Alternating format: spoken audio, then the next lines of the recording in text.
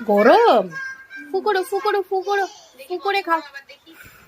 Guys welcome to blog. কয়দিন থেকে এত বৃষ্টি যে আর কিচ্ছু ভালো লাগছে না। আর এদিকে দেখো মানবিক ঘুমাচ্ছে, তো যার জন্য আমি সকালে সব কাজ কাম করে নিলাম।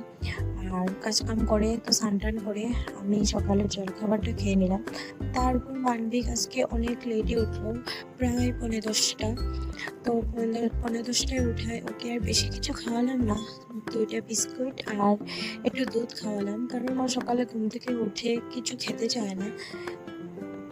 তো যার জন্য আমি ওকে এটাই খাওয়ালাম। দেখো কত রকমের মাছ আনলো আজকে।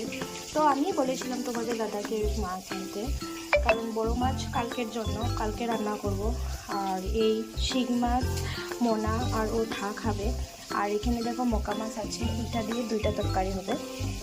তো এগুলি আজকের সব কিছু লাঞ্চ হবে এগুলো দিয়ে। তোমরা দাদার এরকম ছোট মাছ দিয়ে এরকম মেখে কলা পাতায় দিয়ে পাতুরি ওর খুব ভালোবাসে, ও খুব ভালোবাসে।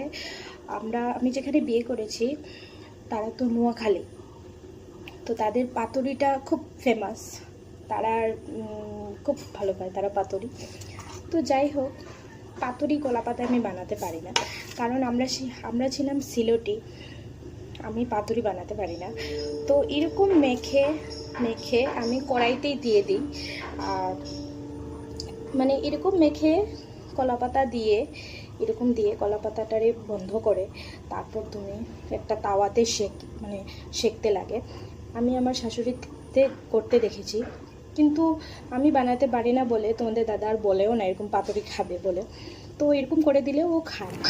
রান্না বান্নার এক কষ্ট থাকে, আর রান্না বান্নার পরে এই বাসন ধোয়ার এক কষ্ট থাকে। এত বাসন জমে যে আর ধুইতে ধুইতে শেষ হয় না।